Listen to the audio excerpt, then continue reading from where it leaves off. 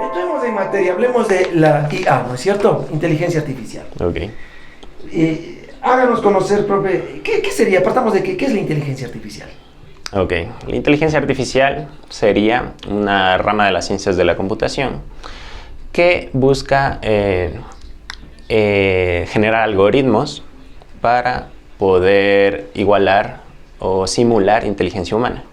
¿Ya? En esta inteligencia artificial podemos clasificarla en tres tipos. La primera sería la inteligencia artificial específica. La segunda sería la inteligencia artificial general, que esto sería ya una inteligencia muy similar a la humana, es decir, que puede cumplir con múltiples funciones, no solo resolver ciertos ejercicios, como en el caso, por ejemplo, de una inteligencia artificial que se dedica a jugar ajedrez. Eso sería una específica. Claro. Ilimitada también, ¿no es cierto? Sí. Claro, ilimitada. Y la tercera clasificación sería ya una inteligencia que sobrepase la humana, que sería una superinteligencia, o lo que comúnmente se conoce como una singularidad. Sería este punto un tanto utópico en el que una inteligencia artificial, una inteligencia computacional no humana, sobrepase las capacidades humanas y sea capaz de replicarse y poder generar y poder auto reprogramarse y poder seguir mejorando infinitamente en el tiempo hasta que nos sobrepase. Y es básicamente una analogía, es como que si nosotros estuviéramos esperando en una parada que pase la inteligencia artificial y al final estamos esperando un montón de tiempo, vemos que se acerca, pero al final pasa como un tren. Claro. Y el tren bala. Sí, exacto. Cierto. Bueno, ya me contestó la segunda pregunta, que era ¿qué tipos de inteligencia artificial existen? Que son las tres. Okay. Vamos por la tercera. ¿Cómo se utiliza la inteligencia artificial en la vida diaria? Bueno, actualmente está muy en auge, ¿no?, el tema de la inteligencia artificial, pero no es un tema nuevo. Venimos utilizando inteligencias artificiales ya desde hace mucho tiempo y en las últimas décadas han sido muy aplicadas ya las inteligencias artificiales. Podemos ver en temas de sistemas de mapas, en sistemas, por ejemplo, de reservas de aerolíneas, o sea, en muchas aplicaciones existen ya la inteligencia artificial. Y ya existía también, ¿no es cierto? Sí. Pero no se manejaba como inteligencia artificial en su momento. El tema es que cuando ya la incorporamos a la cotidianeidad, lo dejamos ya de llamar inteligencia artificial, pero sigue siendo. Podríamos hablar que el inicio como tal de la inteligencia artificial sería un congreso, un taller que hubo en el 1956 en Dartmouth, en Estados Unidos, auspiciado por la agencia DARPA y por la Fundación Rockefeller, en donde se juntaron varios científicos. Varios científicos dijeron, bueno, vamos a hacer un taller de verano en una universidad, en esta universidad de Dartmouth, y durante 6 semanas, me parece que fue, se reunieron y sacaron múltiples teorías sobre lo que va a ser el inicio de la inteligencia artificial. Ahí se da como el punto inicial ya de la ciencia de la inteligencia artificial como rama ya unificada y separada, independiente. Pero igualmente hay inicios o acontecimientos anteriores que vienen muy desde atrás. Podemos ver desde los griegos, por ejemplo, que ya se habla del tema, por ejemplo, de máquinas autómatas, y su comparación con la inteligencia humana. Por ejemplo, Descartes, ya en el siglo XVI, decía que la diferencia entre un autómata y un ser humano sería el que nosotros podemos realizar varias operaciones y no solo una, lo que sería ahora traduciendo la inteligencia artificial general. Ya. Chévere. Tenemos otras, ¿no? Dice, ¿cómo funciona un algoritmo en la inteligencia artificial? Un algoritmo. Bueno, un algoritmo básicamente es una regla matemática muy compleja, es como una ecuación. Pero a medida que se van desarrollando las teorías, se van siendo mucho más complejas. Entonces, tenemos algoritmos muy simples. Por ejemplo, digamos, yo lanzo una pelota virtual al aire y quiero que rebote 3 veces. ¿Ya? Entonces, conforme el input que yo le doy de la fuerza con la que quiero lanzar, va a ser la distancia a la que llegue. Y así hasta llegar a algoritmos muy, muy complejos de lo que sería la inteligencia artificial. En un inicio, la inteligencia artificial, en esta época que hablábamos del taller de Dortmund, empezaba con un paradigma que se llama GoFi. Ahora lo llamamos GoFi, es Good and... está en inglés, es Good, Ancient... Bueno, el paradigma anterior al actual, bueno, en la inteligencia artificial. Suele pasar. Se basaba en secuencias matemáticas de símbolos, pero actualmente ya tenemos lo que son las redes neuronales y inteligencias artificiales genéticas, ¿sí? Ajá. Qué bien. Pero para todo esto, profe, usted sabe de que siempre se va vinculando, visualizando beneficios. Sí, exacto. ¿Cuáles piensa usted que serían los mayores beneficios? Bueno, como en todo, hay que tener un análisis muy objetivo, ¿ya? No podemos cegarnos a la inteligencia artificial a pensar que nos va a resolver todos los problemas.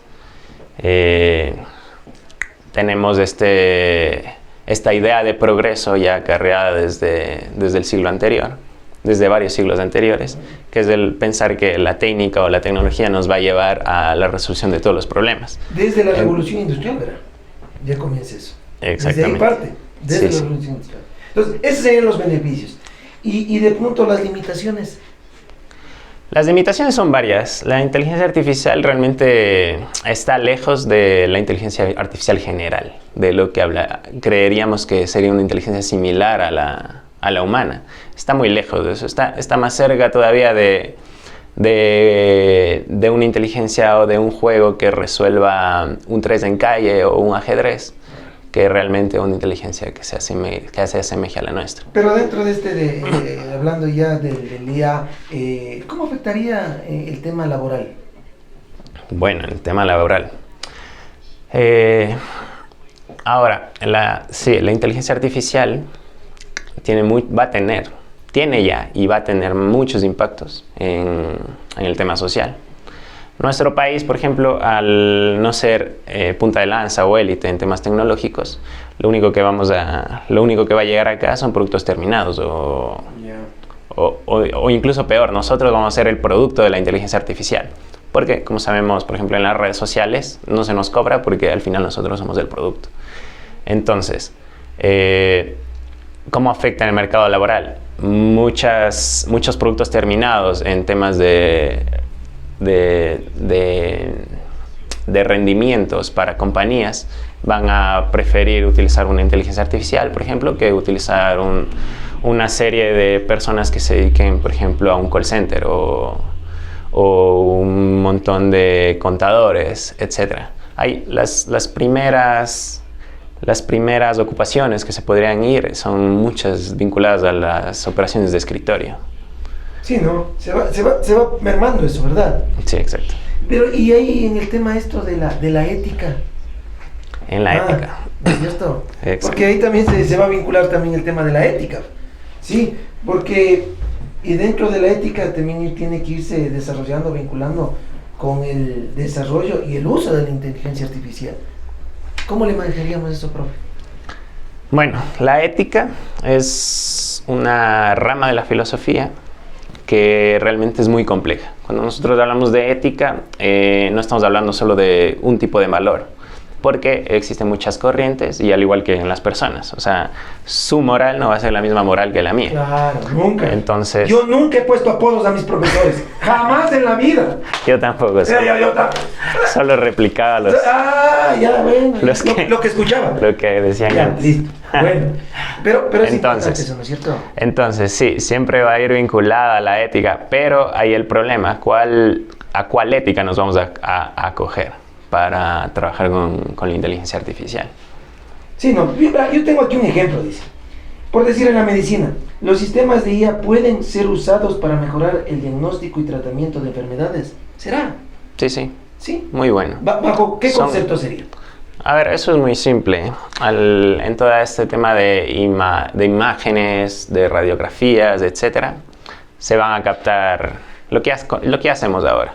Nosotros nos tomamos una radiografía, queremos ver qué le pasa a nuestro tórax o a nuestra espalda. Entonces le mandamos y nos hacemos la radiografía, mandamos al doctor, el doctor con su amplia experiencia ve la radiografía y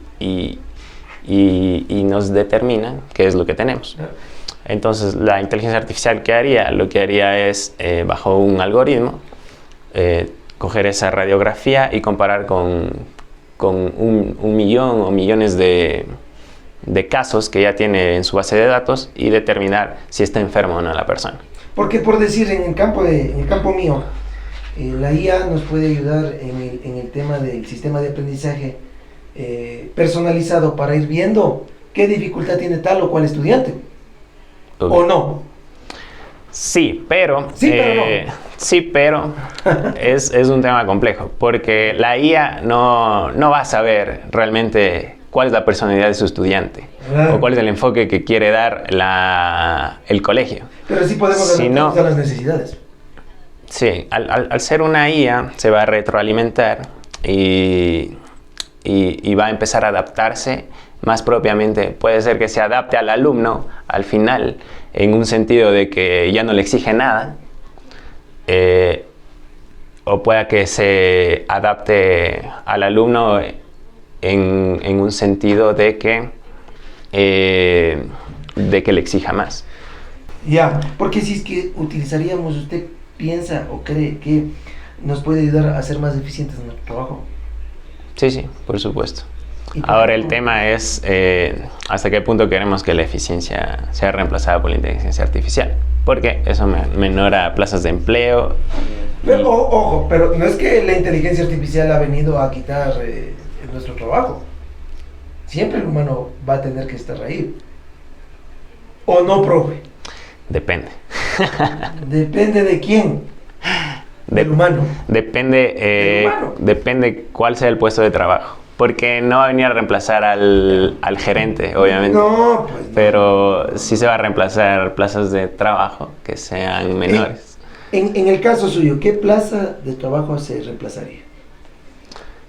Bueno, se habla mucho, por ejemplo, de los autos autómatas que se vienen. Claro. Pero en realidad todavía es una leve fantasía, porque está todavía muy largo el tema, está muy complicado. Sí. Entonces, en el punto que se reemplace todos los choferes, etcétera, por carros autómatas, ahí va a haber una gran afectación. Sí. Pero yo le veo que usted tiene un lindo carro, un Mazda 2, del cual yo también tengo un igualito. No en ese color, sino en otro color. Buen gusto. Venga, usted sabe, yo... O sea, serio. Póngale un aplauso. Ya, dicho todo esto, nos están boicoteando. La inteligencia artificial nos está boicoteando, subiendo esos bajos y esos altos. Okay. Usted siempre va a disfrutar el hecho de manejar, ¿no es cierto? Sí, pero ahí es del tema. En un punto, los carros manuales, digamos, serán usados solo por la gente que disfrute manejar. O sea, por la gente que requiera o le guste eso. Al final, la gran mayoría solo quiere trasladarse de un punto a otro. Entonces, pero no se ha puesto a pensar que eso es el hecho de poder dominar por parte del hombre a la máquina. Porque cuando usted está piloteando su carro, le comienza a muchas de las veces hasta pedir más de lo que puede dar el carro.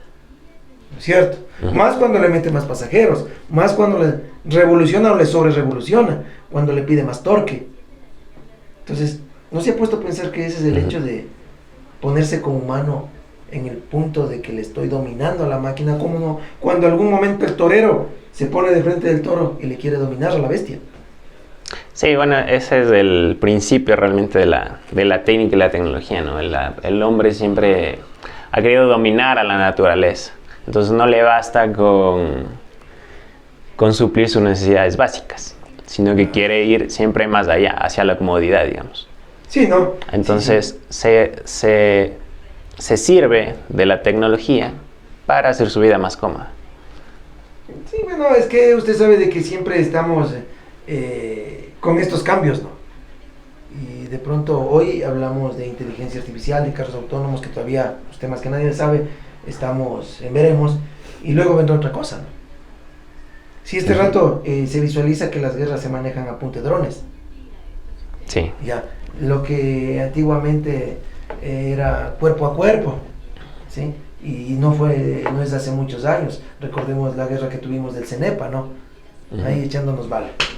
Sí, así fue. Okay. Entonces, oiga, profe, pero qué importante, qué lindo conocer y saber algo que hoy por hoy, gracias al internet, gracias a todo este mundo tan abierto, creo yo que nuestro país no está tan atrasado. Porque si no, ¿cuándo escucharíamos inteligencia artificial? Sí, el tema es también que, bueno, acá no se va a desarrollar la tecnología. Entonces, ¿usted está convencido que no? No. Son departamentos de investigación muy avanzados, muy herméticos también. Pero tenemos incluso la Universidad de Chachay. que va a cerrar, creo. Sí, no. Ok. Entonces, usted dice que no. No. ¿Qué avisora a corto plazo? Para el Ecuador. Para el Ecuador, sí, claro. Ok. Vamos a seguir incorporando inteligencias artificiales aunque no nos demos cuenta, sobre todo en el teléfono. Yeah. Un montón de aplicaciones, un montón de servicios en la nube que no sabemos que funcionan bajo inteligencia artificial, pero lo hace. Claro que sí. Entonces va a venir empresas internacionales a darnos servicios, Google, OpenAI, Amazon, etc. Entonces, mucho se va a mover en el ámbito digital, más no en el físico como tal.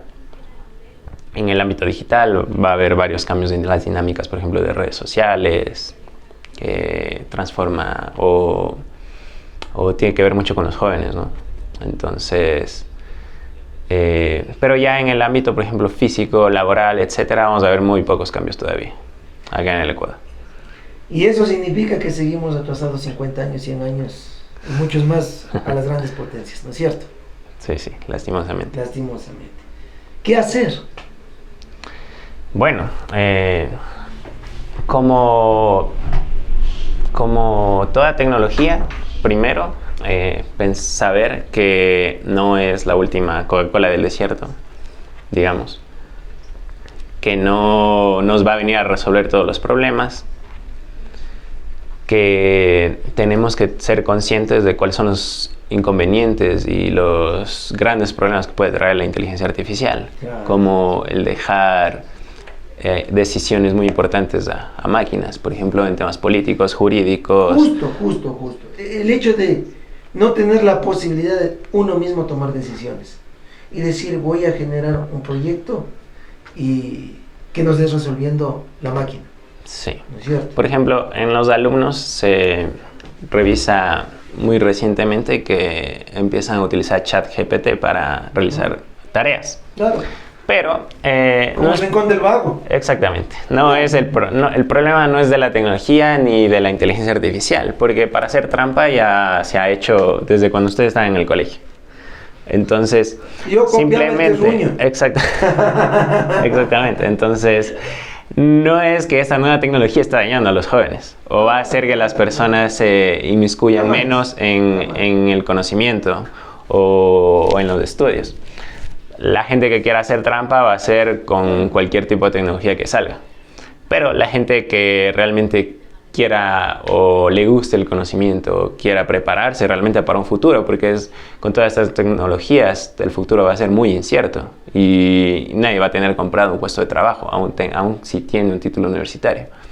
Entonces, una persona que sea consciente realmente y pueda anticipar todo eso, no se va a dejar usar por esa tecnología para hacer trampa, sino que va a dejar o la persona va a usar la tecnología para servirse, como apoyo, para poder mejorar.